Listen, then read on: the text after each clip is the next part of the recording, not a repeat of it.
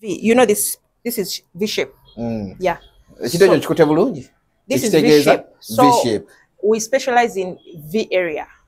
Tetukola bino simanya massage, simanya facials bichi. This is our special week for the 4 weeks. Buli week ngokola mulundi for 4 weeks. Talking na kudamkula ko infection. Then there's a 4 weeks wezuka noloka what's that? I'll not sigalangwa you're just maintaining. Maintaining, what do I mean? Kasita ogenda mu periods. No malako periods. What do you do? Ogenda bugenzi ngotandika kukuba bia. Kasita ova periods you have to steam obo buchafu oba busigadde ro brown ne luviirayo ddala. Njogera ku steaming. Don't just steam bino byemuga simanyi otekamu amazzi agoocha n'otekamu omunyo ne garlic. Simanya ne kachumbali simanya biki. Are you pirao? Oli pirao. Tufuna real herbs, tufuna antibiotics herbs, tufuna antifungal herbs, tufuna antiviral herbs, but in a herbal way, ne tuzi mixing and tuzi blending. Ne tuyoka tuziteka mu ne steaming. Ate tumaga steaming. Abana befudde pirao kuzi. Muwefudde pirao ne weerunga simanya ntaddemu pirao masala simanya biki. Ebintu ebitagatta. Tuli ku The Truth Media gatako ne Thunder Media tugamba tino. Mbade nga mbaletera abantu abenjawulo abawala simanyi bano bakoze biki nga wanono. I saw an argument ku Godi ku social media. It was about V-waxing.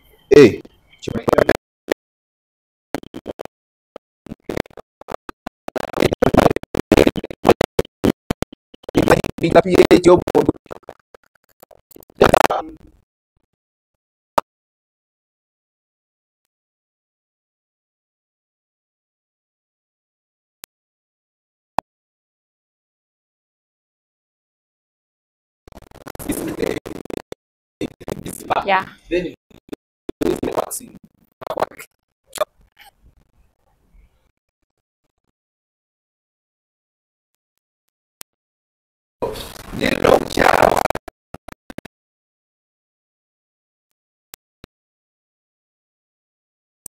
Pinchy. So jawano ngoli mukyala buli kimu ne bakolako wansi ne bakutereza ogenda okudde ngwena ka aroma kaimbika kalungi kagenda kyaza ka aroma kuli wansi kanonye ku mukyala. Hello ne bayine ekisoko gye byamubuze. Hello, how are you? What's your name? Jenny.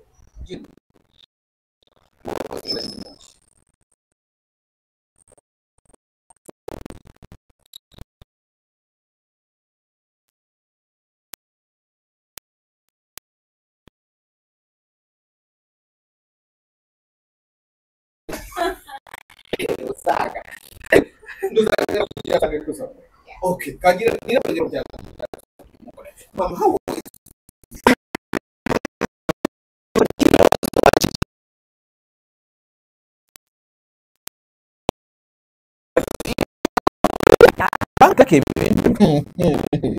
what are you going to kola? Era bino. Nali ngeze nagenda nga ngeze kunoonya mulimu naye nga simanyi bye ngenda kola. Mwami wange yantwala. Your husband? Yes. Knows about this? Of course. Wamukunyulako? I work my husband. Omukunyula? Of course. Naye omukola V steaming? Specifically my husband. Actually, it's the only man that I work on. We don't work on men. So mbozi tugenda jinyumya mbulire how you ended up in Turkey and how you ended up nga bino ebintu obitegedde. But and why you chose that color? Jeno jitukozesa. Okay. Tugenda kusooka tutambule mpologoma tulambule tunatula wansi okay, my dear. Simanyi bwe tutubagambe tufu. Hats Vispa, Ntinda branch, Musana Plaza. Bala abantu bage bakwata pola. Bagambe bagitani. Hats Vispa omuTV. You know this is V shape. Yeah. Ekitejo kikote bulungi. This is V shape. So V shape. We specialize in V area. Tetukola bino simanya massage, simanya facials bichi. This is our special gundi. We class specialize.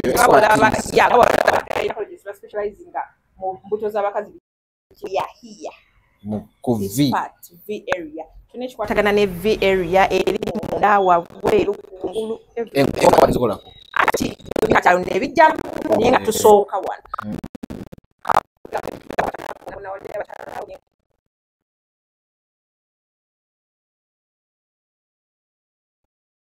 tujja biddamu ebyo tutandikire wa. Okay, jangu tugende mpola. Waxing room. This is our wax room. Ochalaba unyenkwa bankanza. So there are two Cameraman rooms. soko jet. Olaba bulungi. We are still renovating. To find more, they are blank spaces. We are still renovating. Wegala muko kati nemba yogano lwa.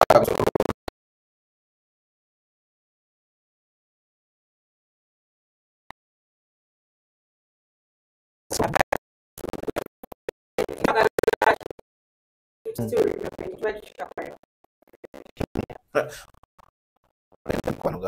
Okay, tuli ku The Truth Media. Just go subscribe, like, follow. Tuline ku Thunder Media. Go subscribe and follow. Ndino omukyala nanyini Hearts Whispers. Ziri bbiri. She's going to introduce herself. Then ndowooza later ajja kutulambuza. Before katusoke tulabeko ebintu bitambula bitya atubuulire ki. Atubuulireko a little bit. Lwaki yatandika ekintu kino yakijjawa akitwalawa. The conception abantu gye mulina mutwe gwammwe about waxing and V-steaming byonna nagala bitunyonyera kirungi kibibi ki byonna nagala kuba atubuulira. Oh, we're going to celebrate. Oh, thank you. Thank you. We're going to celebrate. We're celebrating V-steaming and waxing. Simba ujaba usikwata. Okitegedde? Ujaba ukwate simu. Okitegedde kye tugenda celebrate? We are celebrating it? V-steaming and waxing. By the way, yes, because it's the new normal. It's the yes. It's the new normal. The new Like normal. people are adopting right now. They are adopting it so much. Oh, okay. Amanyago first. Yenze nanteza Rachel. Nanteza. We did that. Mama Avanti. Mama Nachi. Mama Nachi. Nino mwana omulungi amuyita Avanti Nachi. Avanti Nachi. Very few people abagala omanyanga nti bazaala. Hey, really? Meaning you're married? I'm married. Okay, that's cool. Okay. Tutandikire wa. Before tutandikina then nanteza Rachel Mogote. Kati ekisooka ddala ekisooka mu byonna tuli ku spayo. First of all, sokomuli abantu spa weesangibwa before we do anything. The services you give, then tunatandikira awo. Okay, we have two branches. The main branch yeringe ya Namaganda kuba gye twatandika nayo eri ku Namaganda Plaza. Namaganda is on Loom Street near Nakasero Market. Tuli ku third floor, shop number T6. Then spare yokubiri eri Ntinda. Ntinda ku Musana Plaza is ku traffic lights ze Ntinda. Then wawo kiro kigenda Kiwatuli, Nakawa, Bukoto bw'okwata kyekisaasi nga wakakitandika bw'otyo ekyekisaasi just after Ntinda Old Market oba opposite Freka Pharmacy. Kyekikuba ekikirira ku Baba TV awo wetuli we bayita ku Musana Plaza. Baba ekyaliyo? Weeri. Tuli ku third floor flat 7. Yasese. Mbuuziza bubuuza. Okay. Okay. Idea ya this concept ojijawa. You look a young lady. Omanyi abawala ennaku zino mwe muyitiriza okukola ebintu abantu bye balowooza nti tebiriiyo. Abantu baakula bakwata vvu ne beekuunyula. Nekiri? Eno idea nagijja bweru. Nina gye nakubako eyo ekyeyo. Wakubako ekyeyo? Nakubako ekyeyo. Nakyali kito ddala. Lwamala okusoma bwenti. Nga nenkuba ekyeyo. Njagala nnyo bakuyita kola ki okwechallenginga. Nsagala nnyo comfort zones ezo. Eyo gye nagenda okuba ekyeyo. Nagenda simanyi mulimu gwe ngenda kukola nga byakutuuka kunoonya mulimu. You left here with an idea. My husband took me. Yali mu eyensi kati naye nantwala ne mujoininga. Ngagamba jangu tuyiyize wano. Ye yali already akola nga bivulu promoter. Kati nga napiara wa some clubs. Kati nze nengenda nga tetulinayo mulimu kati netandika onoonya mpola mpola emirimu nenkolako obwa babysitting. Nensomesako Oluzungu eri namala nursing. Nakola nursing. But ne specializing mu midwifery. nasomye ya Mengo School of Nursing. Yeah. Okay. Kakati nengenda nentandika netugenda nantwala nengenda ye yasookayo then nze nengenda nenkolako emirimu mingi but omulimu gwe nasemberamu omulala gwe nasonga okubeera more interested gwe gwa spa. Bali abantu nga beeru ng'era ffe tebatukiriza bakwatako. Olimba. Nga tebatukiriza bakwatako naye nga kati nze nga tukola nnyo buno yoza obutawulo teekamu prepare client ajja biki ebyo affe bye tukola nga tetukiriza kukola ki kwata ku bantu. Mukola pre. Naye engeri gyanti gy'oli omuddugavu nga bo abatayagala muddugavu omukoleko but nze nansonga ki gye bawanva omuddugavu tabakwatako. Ndowooza era nga bw'obimanyi nti oli abatakuwulira mu mirembe dhaani ono ow'ensi yamanyi n'olulimi lw'ayogera. Nze bye nsobola obikola simukubya oluyinga ajja neemamaliza. Oba olina ky'oyagala olowooza ebyo bifaako. We got comfortable about it like nga tukyalina kyakola wali si wammwe. So nze nga buli chance gye nfuna waliwo twalina mu mikwano gyaffe abeeru nga mikwano abamukwano gwo nga twali ba client nga ne boss tamulaba nakutraininga yaawo ba fellow workers. Naye nga spa yo yali nnene ng'eriko ne saaluuni ye ekola ne ku basajja ekola ku buli omu nga yo nnene ekola buli kimu. It was very very big spa. Naye nze since I'm a midwife nyaka nnyo this area kati engeri gye nali nabivaamu nagamba at least omulimu gwonna gwenziramu okukola kambeere nga specializingamu kaakati mu bintu bye nasoma. Njagala nnyo ebintu bya mmyawu. Nze bye njagala nnyo ebintu ebyo by the way. Okay. Saga I don't want to do what everyone does. Njagala nnyo okubeera so unique.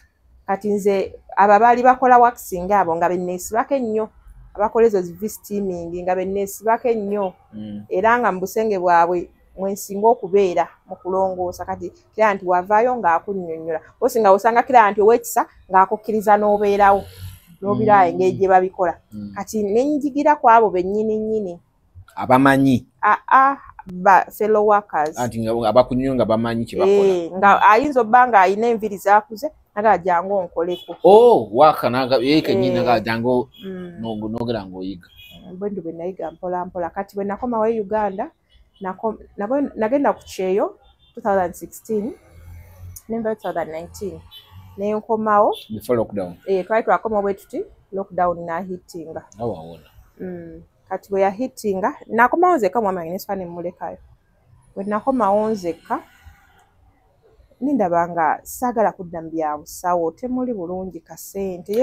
Lwaki buli omu agamba obusawo temuliimu ssente munanga nga we love what we do kwegamba baitha obusawo bulungi kwegamba ofuna okulumirirwa manyi wali abantu bangi nnyo nga tebalina ogwo mutima gulumirirwa bagiyita empathy tebalina that empathy in them naye obeera omusawo ofuna ogwo mutima ogw'okulumirirwa ekitimatima kiri kikuvaamu nga naye oba olina empisa zembi kali era tekeebulizaamu ak'okulumirirwa abantu kati neŋŋamba nkoleze ekiba naye nga saagala kudda mu bya busawo kunoonya mirimu biki kukola bukiriniki nga sibyagala nensaba mwoyo w'amagezi during lockdown mwana gwe mwoyo w'amagezi najja naŋŋamba lwaki tokola kino na kino nembitandikawo mu lockdown mpola nga ngenda mu nnyumba z'abantu nembakolako nga nteeka nno ku WhatsApp yange. Wasooka na mobile? Nasooka na mobile nga ngenda mu mayumba nembakolako ku busente obuti naye nga I just love what I do nga I feel nga buti naye nga bujjawo ekyokola okyagala. My husband supported me so much in it. No, your husband we yakutwala ebweru okomye wano tansi okukola ebyo. Didn't he feel kyoli mukola it's he's so supportive in everything. Even the first time wamugambira? Yes, he's so supportive. Okay. Oli ayiwawo omubiri so nanjirawo omubiri nentandika mpola kati nerabiddemu wenakomawo awo nga lockdown tenahitinga bulungi nagenda nenfuna omulimu mu pharmacy nga nkoyo okubeera idle. Yes, my husband was taking care of me naye nga nawe oyagala yakasendekako ekikazi nga nawe ogwokwekoledde kati ye nga aŋŋamba gwe kikyoyagala okukola I will support you naye nga nekyoyagala okukola you don't want to be like everyone. Simanya nteekewo edduuka ly'ensawo simanya nteekewo edduuka ly'engato ng'ebyo sibyagala kati nengenda nenfuna omulimu awo mu 2019 awo mu July awo nenfuna omulimu gwa pharmacy some guy mukwano gwange bamuyita Abudu yeyankonekitinga na connectinga bagita Eliezer Pharmacy yali outside Salama Road oyo Eliezer kati badda Munyonyo badda Munyonyo omusajja oyo mita Dr. Kigundu bano oyo omusajja mulungi nagera ne musaba omulimu nga teyetaaga mukozi naye ne mulemerako ne mugamba gwempa ne wotansasula nze njagala kubeera busy I just want to be busy bane nampa omulimu nanga kale ngenda kuwanga 15,500 buli lunaku imagine omuntu avudde ku kyengo baddayo kwata akisente kakawera but I was so happy 15,000 buli lunaku ngobeerawo nali mbeera within nali mbeera Buziga my husband was taking care of me maybe that kati nga nze ebyo sente sibifanako kozi ogamba Salama Buziga oba waba wala erusi nga ntambula nawo then kwali kwegayaza like nga njagala to pass time kati munange omusajja ono nampa omulimu era bano omusajja oyo Katonda amwe byasinga okwagala oyo Abudu n'oyo Mr. Kigundu Abudu nga ngenda ku dduuka yali akolerawo around nga we tubeera ngenda ku dduuka ne ntuulawo nga nsiibawo nga siirabya kukola obutaddange kati nantwala ewa Kigundu nampa omulimu anaido mind teyakutumanga anti nga bye nneewala ebyo Kigundu nampa omulimu nampa 15,000 buli lunaku naye nga I'm very happy omusajja nga talina mpisa mbyeyisa bulungi olusi we mukoze ennyo n'akuwaayo kale omutwalo oba ebiri n'akugwirayo nga olusi lanki bano oli omusajja abantu abalungi gye bali musera we are still in touch kati ne mugamba naye musawo wano tolinawo cosmetics lwaki tompa nenteekawo cosmetics nampaawo ku bwereere kati like pharmacy eringa wano ng'ekibangirizi kiri awo ne bampa nteekawo cosmetics nampaawo ku bwereere kati ne ngamba omwami wange ne mbimuyitiramu nange aweetaayo sente mmeka n'azimpeeza ne nteekawo cosmetics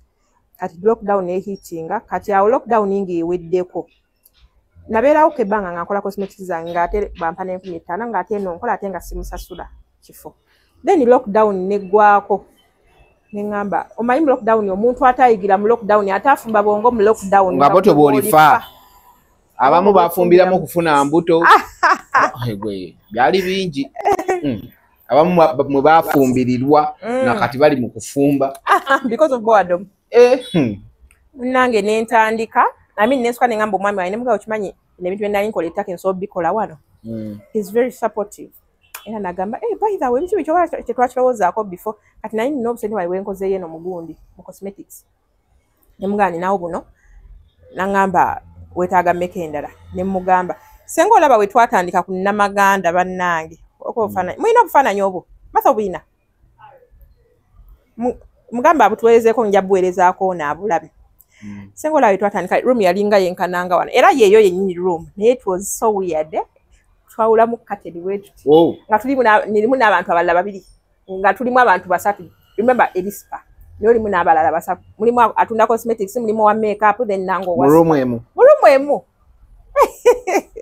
wente we natandika kati nengera nefuna egundi room akunamagana jukira abantu bali bakava mu lockdown maduuka nga gabalemeredde nenfuna kyasi nefuna mangu edduuka netutandika bwetyo mpola mpola eno mobile ng'otasokola mobile wagikola for how long nagikola kumpi ndozo mwezi gwawera mwezi gwawera kati nze njagala nnyo kutula sagala nnyo kulwa ku kintu nenga omwami wange ninawo sente bwe buti lwaki tetukola bwetu ne bwetu nenfuna location nebintu bya mobile tobifuna mu buzibu nali nkola nti ku bakazi ku bakazi ate nno nga sina na motoka nga ninya boda ate nabitandika imagine ng'olusi ntambulawo kati owekirabiro nti omusajja oyo musawo Kigundu mulungi ng'alina kakutu tukutuku okimanyi nga nvuga negenda nenkola ku bantu naye akuvuga bali bavuga tukutuku nga mukama wange anvuga negenda nenkola n'aleka mirimu gye nasobola nakutwala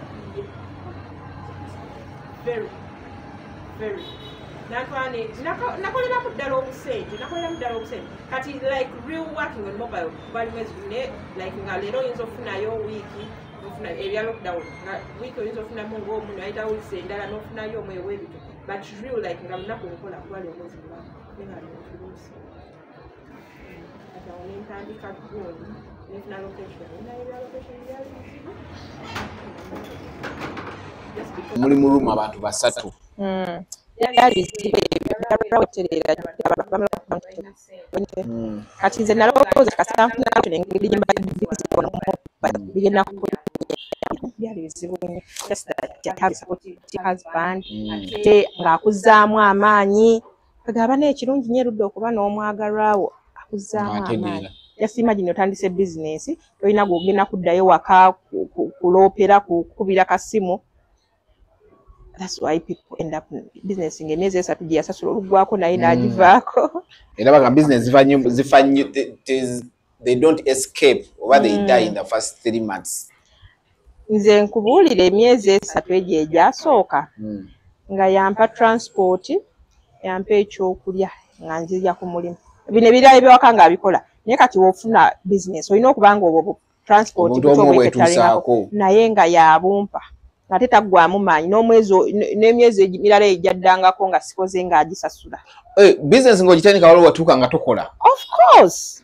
Nomala wiiki nga tokoze naye nga you have to report. Ate olina osasula ne rent wage? Of course. Okay. Business by the sinyangu kutandika. What gave you the courage n'olemerako n'ogamba wadde sifuna at least one day? Bana client be nakolangako nga by the our clients are the best. Client be nakolangako nga bakuzaamu amaanyi. Aga kino ekintu kyolese tekiri common but women will love it. Because they adopted it nga buli gwokolako alina okudda. Buli gwokolako alina okuleeta munno. Era bakclient be twatandika nabo nakati tukyali nabo. Lebanzizangamu amaanyi cause in my husband. Lebanzizangamu amaanyi. Otherwise Nandi gives up in 3 months. Okay. Before I tunagenda wala, why did you choose this color? Pink. I love pink so much. Second ring and pink. I love pink. Okay. That's good for a pink mansion. Body as gaba. Katunda ya gaba. Right. Nechiko nda tirike bya pink. Neda chengamba nti that I love pink so much of which I can even build a pink house. That's how I love pink. Hey, okay. Then and these colors are for women. They are so calming. Since I'm in women, these colors are for women. Yeah. Gomusajja osokujja mu gundi wanera ogambira yes mara bano balowooza ndi mu reverse. Kitu. Then why did you decide nogamba cause ongambe initially je wayigira byali both nga bakola ku basajja abakazi everything. Waki wasalawo specializing mu bakazi bokka? Because I love being unique and because I'm a midwife. Midwife tukola ku bakazi bokka. Kati nze njagala nnyo ebintu by'okubeera unique. Kati nagamba I won't do a spa that everyone has. Bino massage facial bikisibyagala. Njagala mbeere unique ne competition ekendeeramu kale yadde kale batandise ogijjamu but still I love it because it causes more awareness. Naye njagala nkola bakazi nnyo. Buzibu ki lwaki ogamba nyo buzibu ki obuli awo mu bakazi nyo bwalaba nti no you there's urgency for you okulaba nti ekintu kino kiyingiramu? Okimanya abakazi bangi tebamanyi kweyonja. Bangi tebamanyi kweyonja.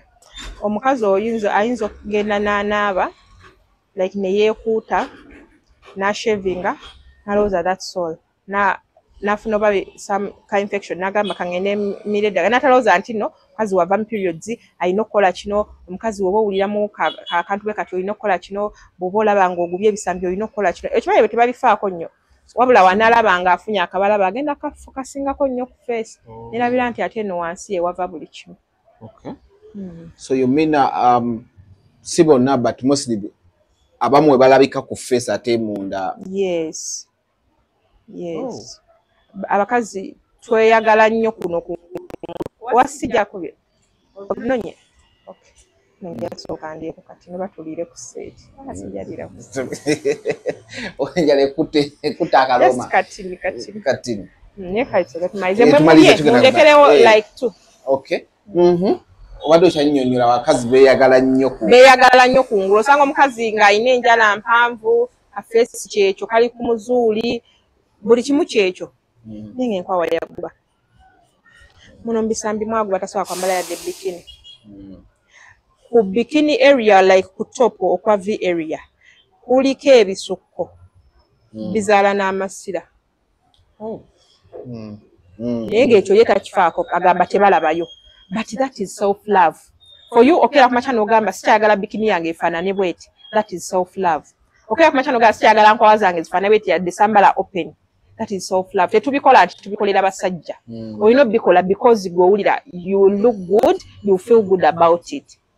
Twejjemu yo mentality erowooza nti no nze okukola ka waxing nina kubanga nina omusajja gwe nkakolera oba omusajja wange akuma okuva bweru ndyoke nkole wax ate bwaddayo nzire ku sheva. Aho bateweeyagadde kimala. Abakazi abamu tebawulira nsonyi kujja mmwe bakwatako. Oba abamu kyekibagana n'okujja mu bino ebya waxing bagamba kati mukyala munnange agenda atunuulire. Era ezo gundi tuzifuna nnyo. Complaints tuzifuna nnyo. Nagamba baneeze enfulire ensonyi kati obwana bwange obulaba they look younger but they are not young but they look young because beefaako. Nagamba naye kati obwana obutonga buntu ne banangeeze nga nswala biki but the way I trained them, the way they can speak to you oba olowooza olina mukulu munno, we give them that comfort, we give them that confidence nga tasobola nakuddamu kulowooza nti nno kati nswala. Era senga tusofunayo client omu n'akunyumiza nga first time ojja kumanya kyegamba. We make them feel so comfortable. Nze ate era nga nakatandika wali abajjanga nga baswala nange nsokulagako n'olaba akange nange nsokulagako n'olaba akange n'omanya nti ffenna tulina bwebugo nga n'ebikula n'embalaga nga I want them to feel kuba bino ebintu birumamu. I want them to feel more comfortable so that ne pain itagifanako. Nga mubikulira ne mula ne mga olaba nange. Ndi ntyo. Kati gurash toyagala nkulaga. Ane ekirala, the moment you get out, tebajjukira. Andi ambalozo olugambo, oleja kujamuga oleja kuvaawo nanyumiza munne bane gwevo kola ka ali bwati. I will not entertain this here. Era n'abaana bange bakimanyi. I don't. Actually, that's why ndoza bakanti basigala ba ne bwabanga kati ng'obwalabe bali babiri bakola ne bwabanga alina kyalabe ku client gwava okukolako alina kinyumiza munne okujjako abanga alaba client oyo yeetaaga help. That's when they come nti client oyo yangambye kino ate nga amaze funa consent from the client. Si kujja nti kumugeya mama nti mbunalabye bana omukazi alina funa consent from them the client nangamba mama nti client alina kino tukoze tutya nabibaganya da era nefuna omu n'abeera ng'akola olugambo ku client awo ebikome ebyaffe but babimanyi ndozo balabye how respectful they are. Because ekisingo tisa abantu mu bulamu with their private parts kugenda wa muntu ate n'amala n'akugeya oba n'anyumizako omulala omanyi kyonyumizako omulala tomanya naye agenda kinyumiza n'ebiseera bisinga nekimutuukako. Mune ekyo kyenasooka okugira kati olaffe mu busawo wetwali tusoma eyo gundi bagita confidentiality. Bagitusomesa nnyo nnyo oba kwegamba tulina oath mu busawo mulayira oba ogimenye omenye ekirayiro oba okimenye nga bw'olaba nti mu busirikale wokola some things oba olina by'omenye kati nze ekyo kyeneetekamu ne baana kye traininga era nti katugambe omulwadde najja nagamba bannange nafuna siriimu biki kabenga baawe omukazi yaze nagamba nti nina siriimu nga muli mu ddwaliro tolina kugamba baawe paka ngono yakukkiriza confidentiality kati yeyo gye tulina wano yadde babiri yadde omu yakoze ku client alina kugambako waakawe nti client ali kino ne kino tekiriyo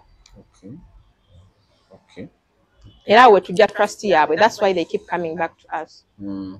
The hygiene bino ebintu byembuuza omuntu agenda kubeera eri nga byebuuza mu mutwe agambe naye kakati hygiene ebintu bye bakozesa bebakozesa kono si bagenda okukozesa ku mulala si bagenda okukozesa ku mulala hygiene. Kati hygiene eyo wane eno tukozesa mu waxing ebintu byonna tukozesa biri disposable. Togenda kukozesa kasikati ka munno kabaddeko kabadde ayambadde, togenda kukozesa boneti ya munno, togenda kukozesa suuka ya munno. Byonna bye tukozesa wano nga bwe tumaze okukolako bwe tubizinga bwe tulina obuti bwa wax bonna tukola ki ne wax yennyini nnyini. Kati bwe baba batusomesa waxing bakugamba buli client olina omukozesaako akati kake but in long run kiba very expensive. I mean buli gundi buli strip byo waxinga okozesa kati kalala like nesena bwentine nenkasula nesena bwenne kati fe buli client wano ku top bwe tukolawo tukozesa akati kamu. Eri wansi we tukozesa obuti bubiri. Ne back ne tukozesa akati kamu. Ne mu nkola ne tukozesa obuti bubiri. Kati oyo wax we tuba tutaddemu yaba akumala. Ketuteekamu wax mungi agenda sigalamu ng'omulala amukozese. Kati awo twafunziza obuti nti wax bwe tuteekamu yaba akumala. Ne waba busigaddemu butini tubusuula busuuza. Ate era tebutera sigalamu. Busaba busigaddemu buba butini nnyo. Kati ekyo ekyobuti awo twakigirira nti crossing gundi. Bamuyita cross infection. Era teri muntu wane wafa asobola funa ebyo bigundi biwatsi simanya afunye biwatsi because of wax. Asobola because tuteekamu wax wo akumala. Era gwe bw'ovaawo nga tugirongoosa nga tuteekamu wax omulala. Era obuti bwe tukozeseza wansi si bwe tukozesa waggulu. And vice versa. So mu steaming tukozesa gundi. Stainless steel saucepans. Entebe zaffe za leather. Ate it's heating up. Waliyo kahita ka heating up. Bufiirawo. Then mu gundi mu V-scrub room mu full body scrub akaglove ke tukozesa okukuuta ogenda nako. So sikoza kani kati mwakozesa kumulala. Ke tukozesa okukuuta ogenda nako. Okay. Obukaba there's a video ye mwataddeyo abantu baga kati obukaba obubeera wano balowooza nti some ladies can catch feeling. Ati netutandika okugenda mu nsonga endala is a woman to woman. Gena okulaba nga tucreatinga more lesbians. How do you guys control that okulaba nti ebintu ebyo tebibaawo? At first of all, wax alumamu. Ogenda kufuula feelings. Alumamu, but for us we have a way we handle you nga tagenda kulumanyo. Okay. Kakati mbulira wogenda okufuna feelings za mukazi munno ng'oyina ka pain ako. Otya. There's no way. Mbulira wogenda okufuna gundi ka feeling nga mukazi munno amaze okuwaxinga abantu wakyakubabuukirira. Kuba we even advise you not to have sex olunaku lw'okoze eki? Lw'owaxinze. Kati feelings ogenda zijja. Waxing is like it is pain, but there is pain in waxing. Okay. Tosobola kufuna feelings ate n'abaana bange they are so professional tebasobola. Ate era n'omwana oba omulaba ng'ogamba bona alimuko lesbian era oyo twatesobola kukola naye. For us, we care about our clients so much. Bane tufa nnyo ku ba client. Era bana waliwo wogenda n'omugamba nga alina kyakuze n'omugamba don't care about the money, care about the client. Agenda kwogera ki nga agenze ewalala. Why ajja okuleetera clients abalala? Yeah, we care about our clients so much. Fekera ne wajja nga alina complaint. Bagita batya dissolving. You dissolve. Dissolving nga katugambe mwa bannange nabadde ntwala bote eno nenjatikako biki tugamba kati ogenda leeta accent kati kugamba we care about so much kuba clients baffe than money. Kuba sente zigenda kujja ziiko omulundi gumu bakuyiikire but in the future togenda kubeerawo. Yeah, true that. Waxing ono mitendera kyatwala bbanga ki omuntu aba akoze waxing kimutwalira bbanga ki okuddamu okuddamu waxing? That's a good question. Waxing buli omu ayina enkula ye ey'enviiri nga bw'olaba nti everyone is different. Naye scientifically ez'omu nkwawa zitwala 3 to 4 weeks. Eza wansi zitwala 4 to 6 weeks. Then eza full body zitwala 2 to 3 months. Like emikono, ebigere, mugongo. But ebyo byonna bidependinga ku how your body reacts. Because wali abakuza amangu, wali abatakuza mangu. Okay. Okay. Mutandika ku myaka mmeka okuwakisinga omuntu? 12 years. Mutaba mwana muto. Ennaku zino kimanya abaana bafuna mangu enviiri. 10 years nga ayina enviiri. Mama obalaba bagamba kana ka myaka 13 nga amere gali yeno. Kati aba 12 years 13 biki wabanga akyali wa muzadde we tulina okufuna consent from the parent. Kati obanga olina omwana wo ng'abadde asoma obanga akyali mu primary naye nga yatandise okufuna enviiri ezo naye nga awulira takyalina self esteem osobola omuleetanga nga buli bwe baba bagenda okuddayo ku ssomero ne tubuwakisinga tamu namba aba ku muzuuli. Bulungi ko ogambye 2 to 3 months kiba kitegeeza ate gye myezi 3 gye bamala ku ssomero. Zino eza bode ngamba zino eza wansi zitwala 4 to 6 weeks naye kati osobola okumuleeta n'omuwakisinga wano n'omugamba toddamu kola ki toddamu kushavinga paka lw'okomyewo because enviiri za wax zikula mpola ate zikula ziri soft. Okimanyi enviiri za wax osowanika bwoti enkwawa nga zaakula omuntu n'ataziraba ziba light. Yes, bukula jjukira buba mu spaces bwe buti. The more you wax, the more your hair is going to reduce in its growth naturally. Mulandira mba mugujiddeyo ddala. Ati oyo mwana ajja kubeera nga ne wawanika enkwawa tebulabika naye nga mwebuli. Compared to shave, you shave every simanya after 2 days, 3 days. Ate nga wax omwana omulese muyonjo. Eno yonna obujjeyo gy'ateetuuka gy'aswalira. N'abakulu tubakolako, n'abakadde tubakolako, n'ab'embuto tubakolako. Abakadde baba kyamera. Kyebali naawe. Abakadde bentegeeza ba myaka 5 biki. Mbadde banyisi. Bali abakoota. Oli wamera ekiwala ta muntu ate wansi n'omerawo maamu bo wakuwola otya ng'olina ekiwala. N'ab'embuto bulowooza nti wax is not safe for you but it is very safe for you. Balina kubuuza ab'embuto abo. Very safe. Very safe. Because now natena it's okay tumaliriza now 2 questions. Okay, ekirala waxing olianze kumulamu kibuzo nakidduka adwa tegese hivyo. Yeah, of course ati bulogira babi flowing out olinda kiddako. Okay, V-steaming we madenzija after waxing.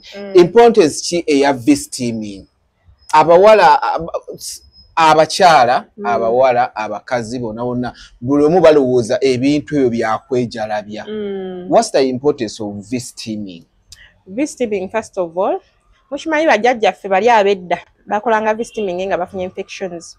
But just yes, kati bo bakozesanga simanya kutuula mu sepiki erimu herbs.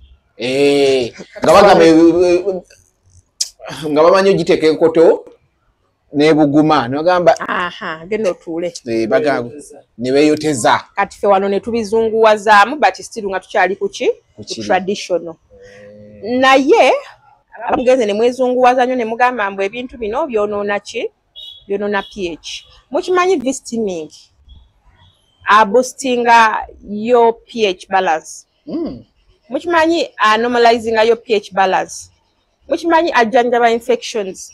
Ngwagwe infection tezikuggwako buli mwezi oba ne kanula ku mukono abantu balowooza oli simanyi olina malaria naye ng'olina infections ojjanjaba teziwona. Genda mumpola abawala bali mu Kampala ano nga batambula ne zikkanula mu mabba nomuga oli mu bbala ne kanula okitegeeza oli mulwadde. Lwaki tosigadde waka. Kumbe infection ne bafuuka na drug resistant to any medicine they are taking. Because bakugamba you're not supposed to take antibiotics like often.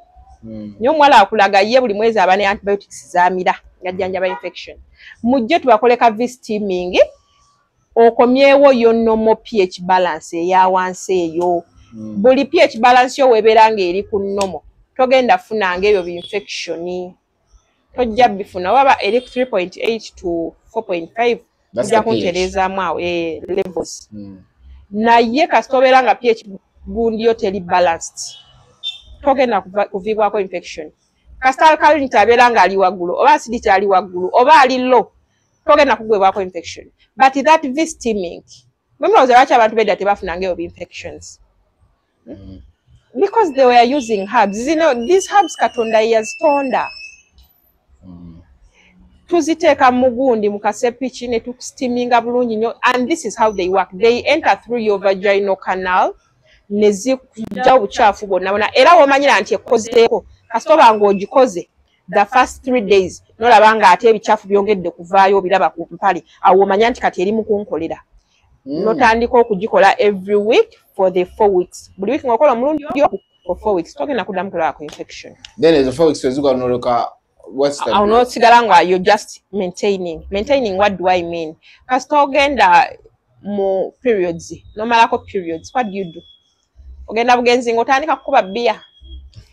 Kasita ova mu periods, you have to steam obwo bucaafu obuba busigaddeyo olwa brown ne luviirayo ddala. Waliwo n'abamu nga bw'oba onoti ogenda mu periods ofuna infection. You're not supposed to have them. Kati awo you're not steaming up before periods and after periods. bane steaming mulungi. You just need to mwina kujja ne tubibanyonnyola bulungi. Steaming boosting fertility. Unblocking tubes. Abantu nga muno mukulu muba muno mwazibikira muno mu nseke. Unblocking those herbs, that is the only way they can pass through you, through kuzituulako ne zikuyingira. But talina bulabe bonna obulabe bw'alina nti ayinza okwokya. Ate ekyo tetumanyi okukikola. Era kasita ogenda mu batamanya ayinza okukwokya. Oba kasita olikola nga tomanyi ayinza okukwokya. Ate bwe njogera ku steaming, don't just steam, bino bye mugamba simanyi otekamu amazzi agokya n'otekamu omunnyo ne galiki, simanya ne kachumbali, simanya biki. Are you piraawo? Oli piraawo? Tufuna real herbs, tufuna antibiotics herbs, tufuna antifungal herbs, tufuna antiviral herbs, but in a herbal way, ne tuzimixing and tuziblending. Netuyoka tuzitekamu ne zitukusteaming. Ate tumaga steaming. Abana befudde piraawo kuziya. Muwefudde piraawo ne weerunga simanya ntaddemu piraawo masala, simanya biki. Ebintu ebitagatta. Nemwefuula ennyo abagezi. Anyway, tukyali ku I'm a midwife. Naye why do I recommend it? I even have doctor friends nga bajjanjabye omuntu infection yegayi. Naga Rachel oyo mukusindikeko omunkoleddeko. Ne doctor tagenda vaayo akyogererwatu. So they recommend to you. Yes. Okulaba nti gundi. Infection, yes. Okay. Tukyali ku The Truth Media, go subscribe, like, follow. Tukyali ku Thana Media, go like, follow. Tuli ku Hearts V Spa, steaming and waxing, specifically for ladies. For ladies, jangu wekoleko.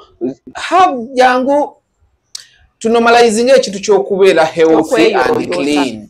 Yes, mweyo yote. Nga tumaliriza the words zoina area abo before nga tona kwekubira kalango oyo bakusanga na namba za simu. The words joina eri abakyala. Abakyala tuyigo okweyagala. Mane self love, let's promote self love. Bojja n'okola ka waxing tokakolera musimu okekolera kuba enviri ziri ku ggwe oba benefitinga. Bojja n'okola ka steaming wona infection sigwawona infection si musajjawo. Tuyigo okweyonja n'okweyagala tuleme kukoma wano kungulu nti because kafesi kanyirira olwala luli eri akabina kali eri naye nga wansi oli muvundu. Mane tweyonje wansi yeyo wansi eyo n'obanga oyonjayo bulungi. Ng'owooma bulungi. Trust me, you're going to get everything. Omusajja agenda kukolera buli kyoyagala. Naye mwe mulowooza nti ebintu biri ku Facebook. Ekyokoma okigasseeko. By the way, kasita obeera ng'oli muyonjo nga lwaki oba towooma. Naye ebireetera abakazi okubeera dry, infection. Ebireetera abakazi okubeera n'omusenyu wansi eyo, infection. Waliwo balina omusenyu? Mbiwuliramu mmwe mbumu. Omusenyu azze. Okay. Awo osangibwa first? Tulina branch 2, tulina Ntinda, Musana Plaza, opposite Freka Farmers, from Ntinda traffic lights, as you're going to Kisasi Road, Ekikubo kya Baba TV. Then in town, tuli ku Namaganda Plaza on Noom Street. Level 3, shop number T6. Okay. Number SIM 0754 417910. So the numbers Jogendo Okulaba Oko, you'll be talking to her directly, right? Babo oyogera naye directly or for Okola counseling? Yeah, we do some counseling for especially to try to mukola nnyo ku bana abakyala baba bagenda okufumbirwa. Hey, embabu. Ekyali abawala batamanyi bagenda kola mu fumbi. Counseling agwayo. Neobanga obimazeemu emyaka 25. N'ekirala tusomesa bino ebintu nga bwe tubikola tubisomesa ng'oyagala kutandika spaayo tukusomesa. We mentor you. Ekirala tukola ne pooling. Baana ne kubawo nnyo. Pooling kwe kusika mu lulimi Oluganda. Okukyalira ensiko. Kati oba olina omwana wo nga tomanya agenda bimukola, trust us, tugenda mukolako bulungi ate nga temuweebudde. Omusajja abikuba nnyo okufaako bufi, tugenda kukolako bulungi. Fast and painless. Okay. N'ekirala ezo classes ze tulina ziva ku 1M. Wobanga olina bbanga ng'oyagala mukolako waxing naye nga toyagala agende mu spas 500. But if you want to start your own spa, 1M and 2 million shillings. Depending 2 on million, the package. yes, depending depending on the package. For more information, mujje contact her. Yeah. Then tulina ne IV drip therapies. Nga gwako ebizigo. Oyagala just kunyirira bunyirizi. Tulina enyiriza obunyiriza. Zo zenda bazibateekako abantu ne bagamba muno zikola lususu nga takyuse kala. nagwe nali nkigamba nti gyeziri nampakanya nangamba awo bali mu kweyerusa. Kati nze right now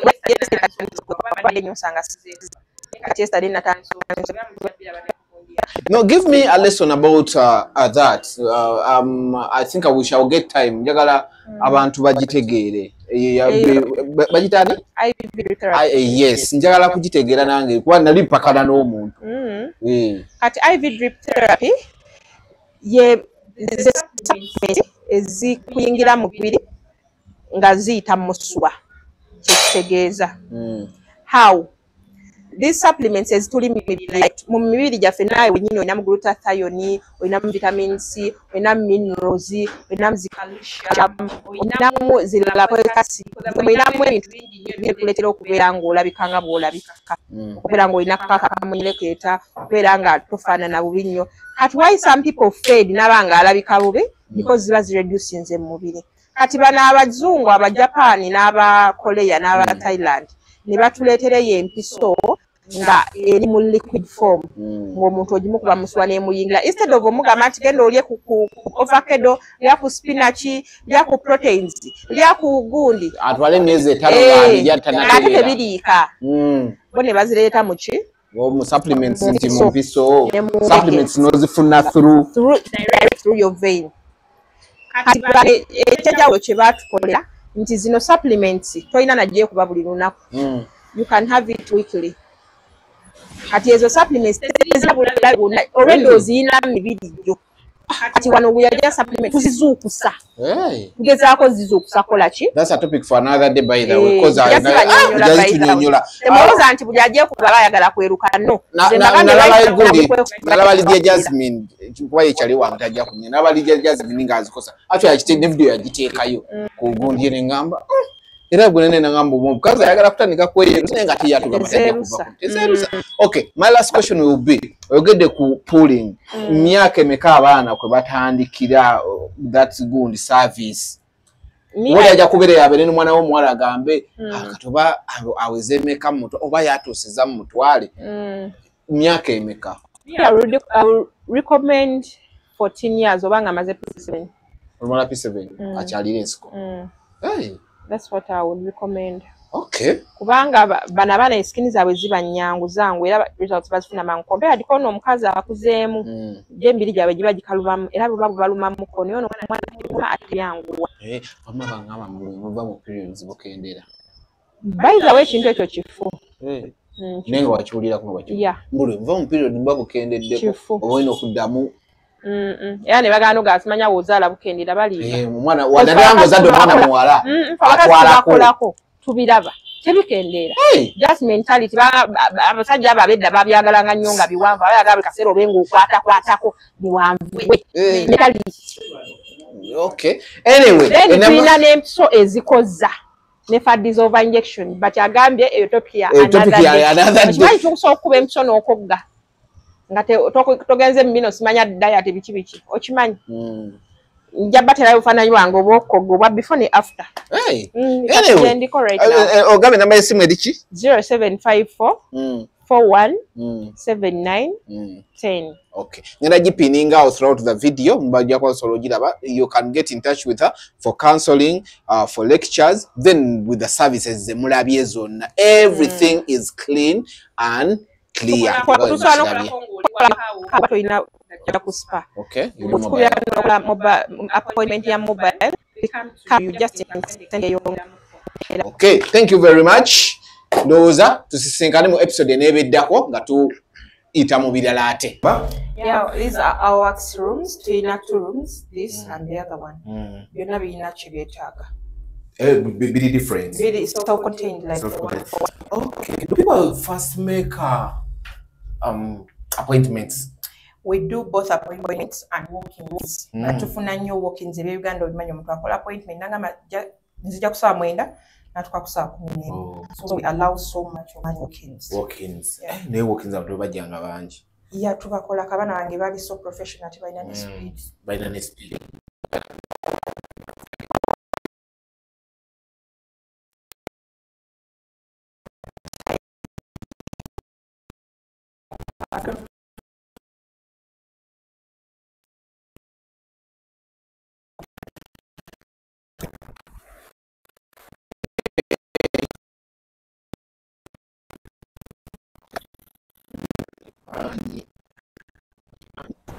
Okay. Kati muno omugiramu ki? Waxing. Oya kabinji. Oya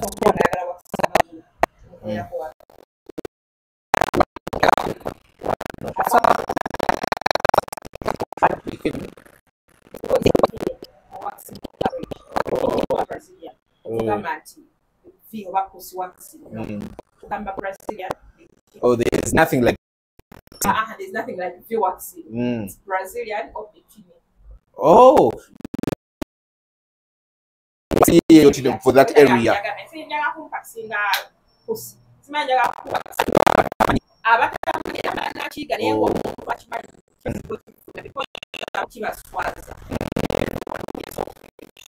In waxing tetulinamu kika nti no like amanya nti oli agamba naje nagamba njagala waxing my pussy waxing tekiriyo. Era kujjako oyinga abadde most times ba first timers bakyogera bwe batyo. Niyo omuntu adda akola wax amanya nti wemba mugambye Brazilian wax wazi namanyirawo nti wansi.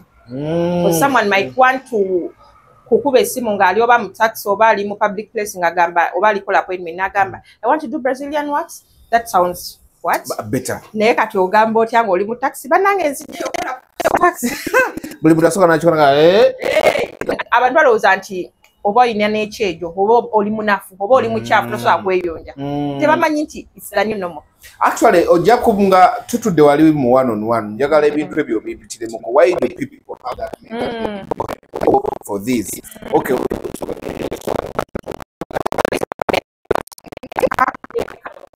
Protector.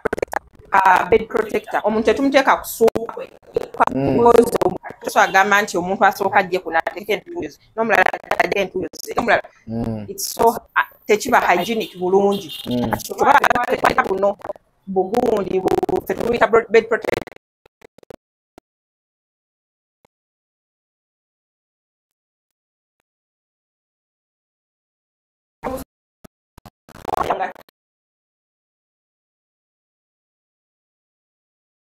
That's so kugundi biki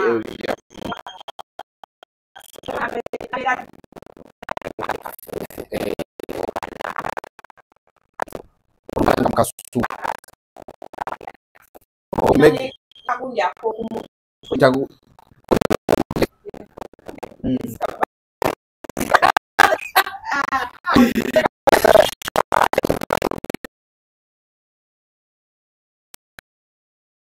kono majaba zake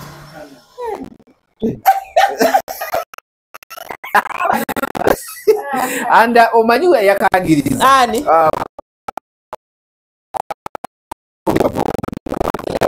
mata yadagamba bagundi aba safe border what happened to the condom heads temukyazituwa obu skat buliwa chili fine chili fine oh so omuntu ajja buli kimu kyamba kiba disposable for hygiene kutwala skin disease za muntu akati buno obuskati bwe tulina omuntu bwayambala omuntu bwajja tetumuleka mu ngoye ze bambi zabaddemu oluusi oli ayinza obbanga ajjidde mu mpale ng'ebadde mukwata oba akagoye nga kamukwata kamazeeko emirembe ate nga wakisa ayinza okulwawo so ne tumwanika n'akasikaati n'akamba tetukola muntu tulaba nti yadde wakisi naye tetukolako nga wenna oli bwereere. We maintain privacy. I know. Ati chengaba katangala ne togenda mulaba like sanda jango nyambaliremu togenda mulaba like everywhere yeah omuwakano n'akambala era waba yagala kugenda nabyo agenda nabyo ako kangambye condom head ako ku mutwe then no stocks nebino nga bwe tumaze bwe byonna tubizingako ne tubisuula mu trash can. If wabayagala okakasa era trash can ebeerawo waneeno. Okay. So tufanya ku hygiene. Kati bano banina nsonyi. My girls are so trained like to make someone olya jana nkiza yatenga ine nsonyi mpitirivu. We are all we are all but wait mugambe actually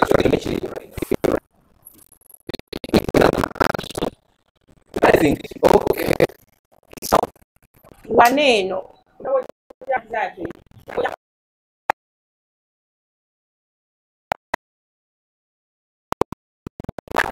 My friends. Not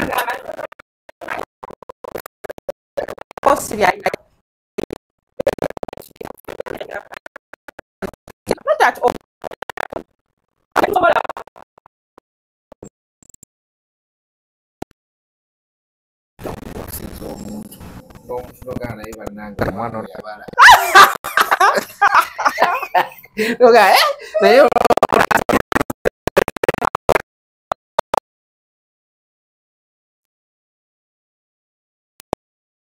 But like is sweet pain.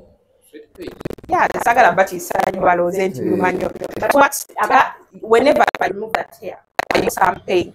You can't like kuyimanga, you have that pain. You can't. What is pain?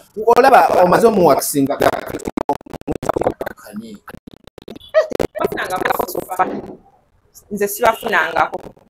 I started this far in 2020 September. Yeah, but wano what watandikawo mu 2022. Nze nganzi sikirabangako. We have the way we handle these people. Nga tasobola nakola bya kisiru byonna bwekyo olina omumanya. Nga tasobola, they trust us so much. Era buli muntu ajja wano kiba kizibu ogenda ewalala. Ate obimanya ebya wax oli kasitaako ebikkulira. Kiba kizibu ogamba nti kangende ewalala. Obulala aba abanyidde oli yeyanda bakakikubye. Kujjako nga gwe tofaayo ani akulabye. Naye if you really care about yourself ani agenda okukulaba. Toso agenda wa muntu mulala nga ate bano bakolako bulungi. Era buli mwana awo ayina ba clients be. Oli agamba njagala ono yabankolako. But like she's also our client.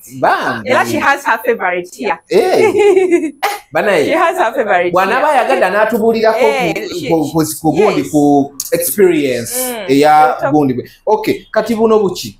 Kati buno we have nga bwegambye nti oli ayinza okujja nga yagala mikono oba magulu oba mugongo oba kifuba. These are the ones we use. Kati ono ali muno ye gwe tukozesa wa ku V area ne mu nkwawa. Enkwawa mu wax tuziyita underarms. Underarm waxing, yeah. Tuziyita armpits waxing. Tuziyita underarm waxing. Ayagala bigonzamu naye kyekimu era bakoze enkwawa. Ate okyogerera mu bantu abangi ayinza obutakitegeera mangu. Okay. So wax warmer. Musokamu. Abeera already nga ali warm. Abeera wano nga ali warm. Era nti olujja otandikira okola sigamba mbu ate soka olindeko abugume. Abeerako. Linda waxing gunize mukosa musoka ziwominga. Yeah, zizi. Beans ziriwa naye baana mmwe. Give me the wax beans. Wax beans? Yeah. Ebijanjalo. Bino. Yeah, they are customized there. These are our products. They are called wax beans. Yeah. It's a heart whisper product. Why do you say beans? Because bulinga beans. These are called wax beans. Spars. Kakola faulo. Like 5 to 6. Kaluwao. Okay, ngakoze full body. Kati mwe okola ansi je mwita full body. Both. I want to do both. Ne bikini.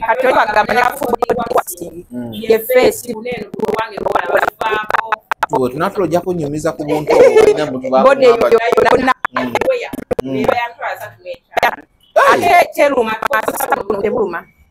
Okay.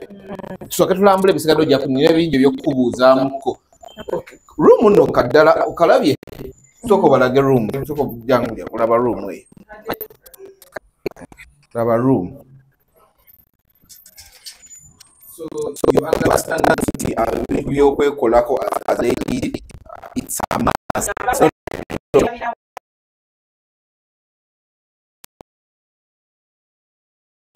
Jangu eno cameraman.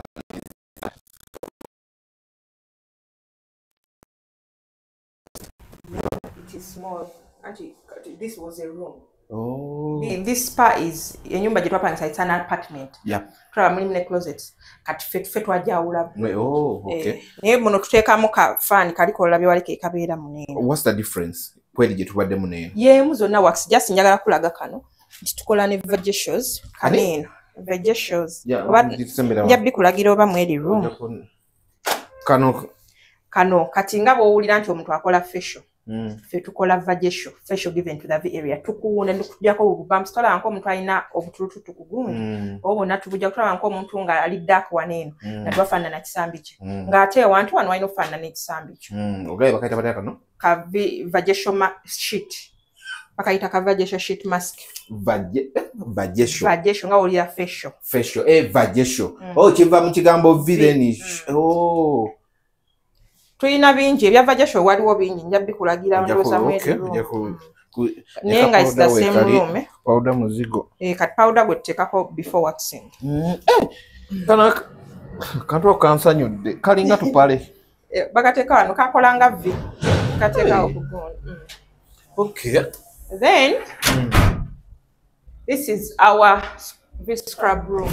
Kumugenda kundaga kusiko waxing positions ze mukozesa. Naddala omuntu ayagala ka waxing akasufu. Zabasuubira dibojja. Ngenda kukola kino. Madamu kyebaliko. Pozi wangambe gwa Martha and Julie.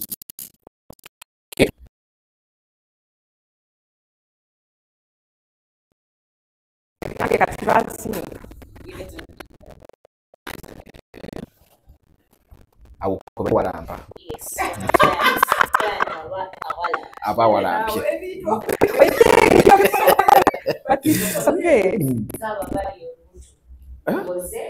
You are expecting mother. We leave it like this. Okay. We leave it flat. But if you're unexpecting mother, because mom will put extra pillows because to sell back in one place for a long period of time. So I end up with my hair. Turn like this. Okay, katuo. No, it's okay. Gele kola mugire maso. Oh, kati oba ogire okulaba nti no. Jali comfortable. Okay. First year salawo. If one pillow is good, tumubuuza. Is one pillow good? Wagamba nti it's not good. Is one pillow okay? Yeah, it's fine. Oh. Then again, I use something going to keep it like this. Then again, kati mugye bayita batya? They do not have specific names. Yes. Then why wachakola bwati? Wachakola we but tubera twagala tutandike partly side y'emukwe. Like flat for a long time. Abakazi b'embuto tebalina kwebaka ku mugongo for a long time. Alina kwebaka gundi nga cha side ye. Obanga nga bwali gundi nga elevated like this, that is okay. Ate tubakola ku mu position ekendezaamu ku bulumi. Ab'embuto baba so sensitive to pain. Okay.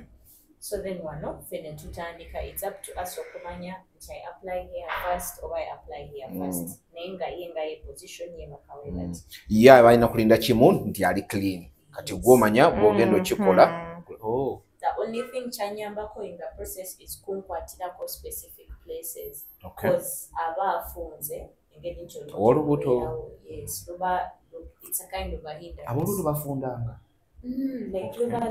Okufunda kategeeza eri munda. Nange sigetegeza. Okay, genda maaso. So yeah, chanyambako kunkwatirako. But in case she feels uncomfortable, Wakowa, it's not so that you communicate. Exactly. We let her rest. She takes her time. When she's done, continue again. But switching to the other side, it is a bit of an aftermath. Then it is up to me to be flexible. Yes, I can still work on her. Yes. Then when we get to the height, yes.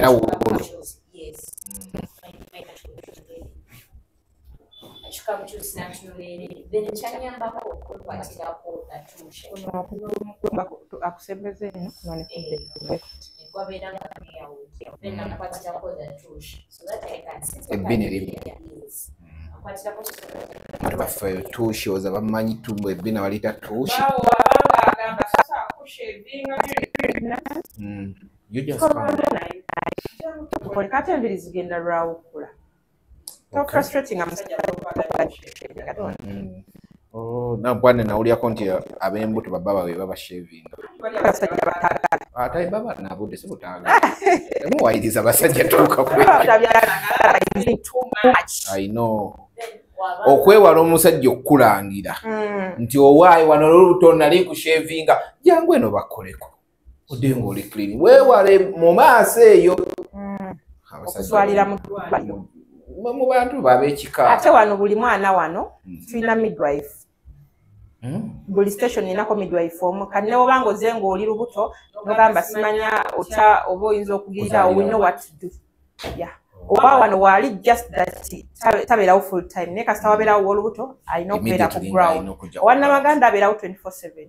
Okay. So oli mu town bikukutte nogamba nandikozeko waxing agenda ku Namaganda awo kumpi nnyo oli mu Ntinda Bukoto Kiwatule Kisaasi Kira Kyanja you have a nearby place eri wano ku bagita parking Ntinda Musana Plaza opposite Freka Farmers. Okay kimu kiba kigwa okay genda mu maaso. That is for the pregnant or expecting mothers. Then abali normal. Okay. Ate abo banyumirwa kuba buli kimu akikola ayagala. Akatanda kafete kabeera raised. Take a photo, okay? Kabeera flat, so it's all about the pillow. And then properly. So asoka kwewa kawe bati. This is the very first one. Flat.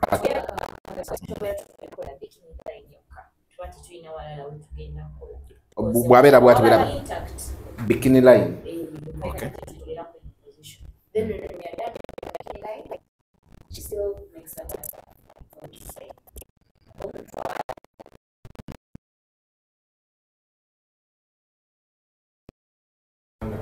Like now what? Unali flexible. Kaluma. Kamaguru. Put you in a position very comfortable. We can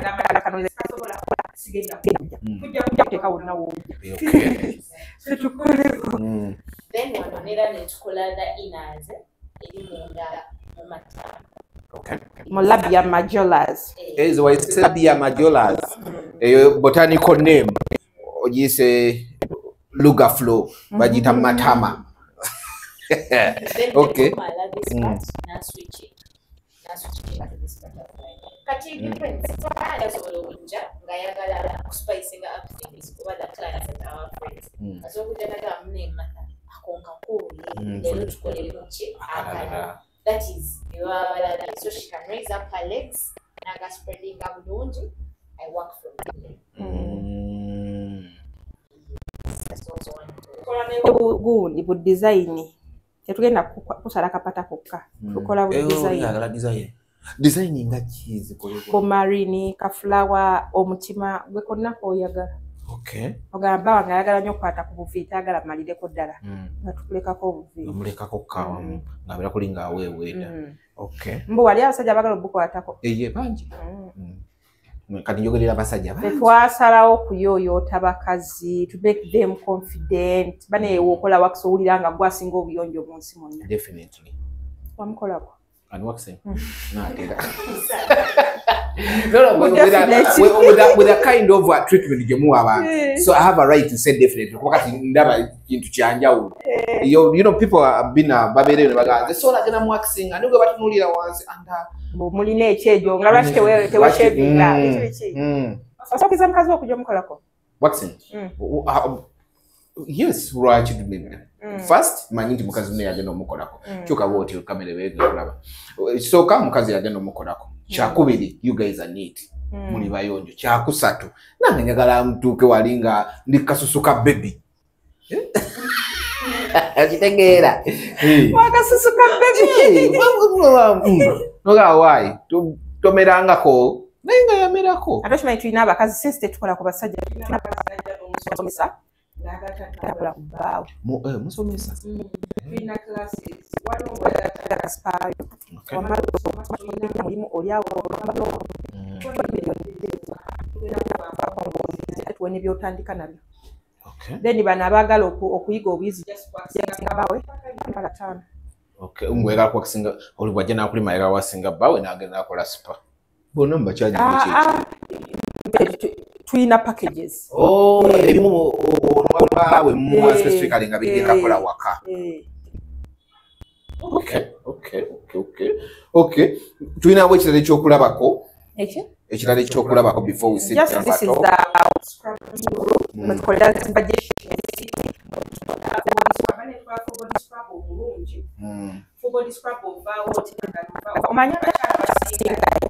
kuno baaguba tawula eddugalira mu lunaku lumu ate amazonna aba naye nga tawula amasuka nga gaggwera mu lunaku bewunya bubi ne bonna abatukula make sure at least once a month okolayo ka body scrub tukola vajesho by the way vajesho gwe tubadde tugamba tukujjamu dark inner thighs abakazi abaguba mu bisambi in our vajesho procedure tukuta mu bisambi waliwo abalina empatanya nga za black. Yes, you're not supposed to be like that. As empatanya, for them being black oteleseewo bacteria bongi obugenda okuleetera infections n'okuwunya. Leka tuleme kufa ku face zokka naye leka tufe ne wansi. Mukimanyi bulungi ekisenge we kiba nga kirungi amaka gaba malungi. Ffe tukunyonyola buli kimu kye weetaaga okuyiga tetulina kye tugenda kwerekerayo. Tetutunda bino muzimanya bimuwoomya biki tetutunda ebyo but tukuyonja. Naye tukwanika talk kagauzi talk oba okaagala. Era n'oba oyagala kubuulirira during oba ogenda ku mukolo biki tukakuwa twonyumyamu nga bagauzi. Naye tetukola ebyo bya gundi simanya bimuwoomya biki ebyo tetubikola. Because okimanyi tukola pooling. Mukola mutya? Ayagala ebyololezi. Gwe nali njala kikubuuza omwana oyinza okukola ku muntu n'omwana egundi ng'oli fulaati nnyo. We don't judge people here. We don't. Ate oyinza omugamba kogambye n'omwana leka yakyeyogerere we don't judge them because waliyo ababyagala n'abatabyagala. Abakazi. Ffe Abaganda ffe tusiika obyagala by that. Oyinza okwetaaga nga abakyotala bano tebabiwuliranga nako ng'abanyankole tebabiwuliranga nako abasooka tebabiwuliranga nako omuganda nga nze byenkola ki byentegeera. Enzalo batabimanyi ono mukyotala. Wali omukozeeko. Ono omukyotala muveeko. Bwe oyupulu. Bakubaana bange. Bavuddeko. Naye nga tukola pooling.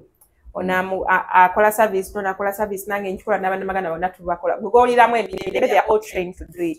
Tukola biri ebirungi bino simanya byakweraguza laguza. Abalamu batya nnyo ne bagamba pooling aluma. Waffe taluma. Ate results ziri fast. Painless, fast results. Okay. Ndoza wekana. Olanga oyina abaana bo batineja otwatwalira wasenga. Ate tukyalina basenga. Ne basenga bennyini batineja. Otwale wasenga senga ata pooling.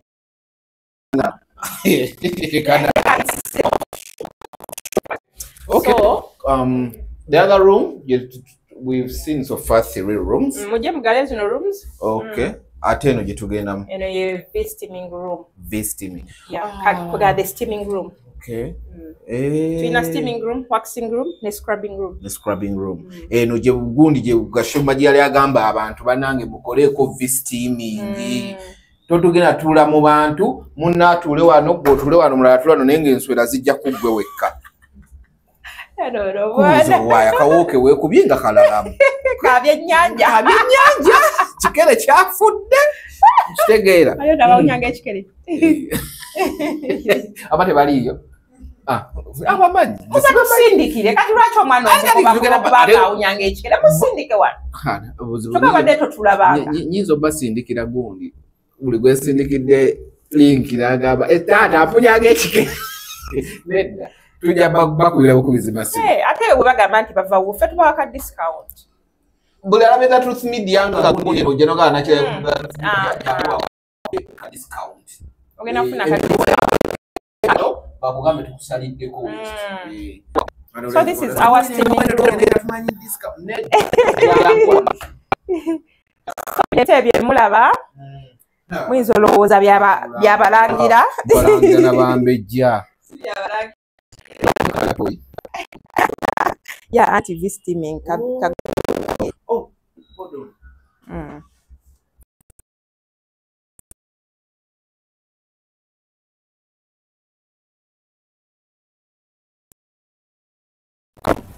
Okay. Come and demonstrate.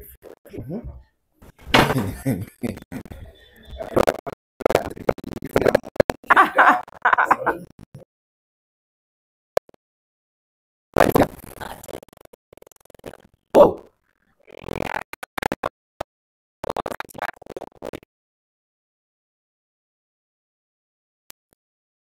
Cross infection. Okay. There is no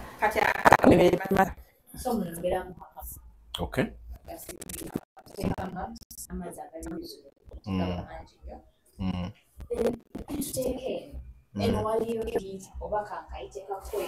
Specifically this steaming heater. Temina mswaka jano Uganda.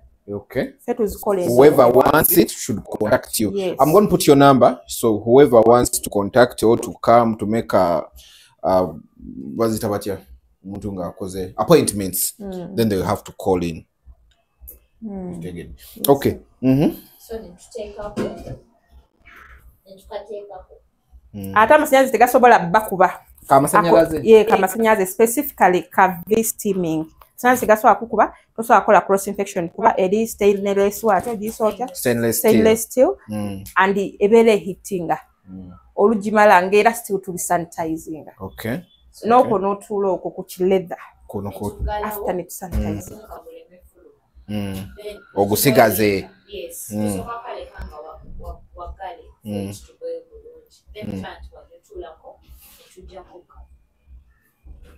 abayidde kati esepicha y'omunda ebeera ku gaholi y'ekitebe tebeera eri mabega ebeera ku gaholi y'ekitebe then plant n'atuula so she makes sure every area oba a hole a baby hole is on the hole of the kitchen. It's open. Yes. tulina ebisikaati bye tubawa bagambe kiri kikasikati kyewanda waliwo ebisikaati ebinene tasimigira mu ngoye ze tulina the very big skirts because ziba ziyambako keepinga heat nga okay so then she stretches the area like this then ne wano so that the V is very stretched you take a copy so that heat that escape that asigala mu that she's not supposed to be so natural for 5 minutes yes no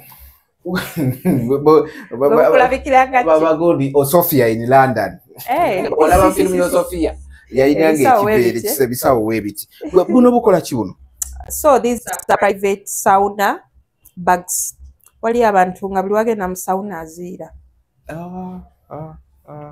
nga tasobola sauna zino ez'abangi kati kano kamuyamba waliyo n'abantu nga alina social anxiety waliyo n'abantu nga ezo sauna yalaba nkyafu nnyo okubeeramu okutuulamu kati ffe tuyina kaneeno ka private okatuulamu wekka era n'ogendamu eddakiika za 3 kalina wano oyisawo emikono n'oteeka wano essimu yo sigenda muziri sauna ezitamulaki buno bwe mwoyisa emikono muno mata jangu otuule sigenda muziri sauna essimu n'ogireka bakubira nga tokola ki kano kateeke wansi tubakufuna okay ne kano kafuule akagondi ak'ebigere kati asobola n'okweggalirayo agenda weggalireyo waliyo zipo ziri bbiri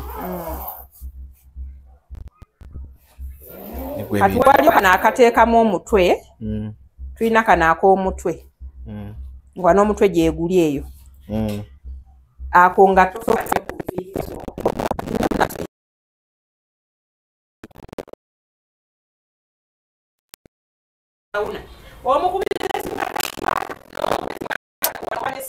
wayitawo 5 hours mbadde mu sauna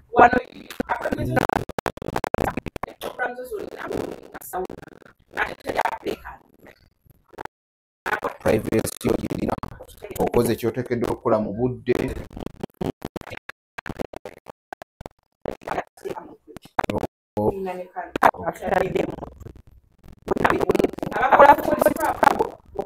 bwereere. Then oba okaagala kokakatulamu weka mitwalo gye 5. By the way, kali medicated totulamu butuuzi nfuna steam. Tuteekamu herbs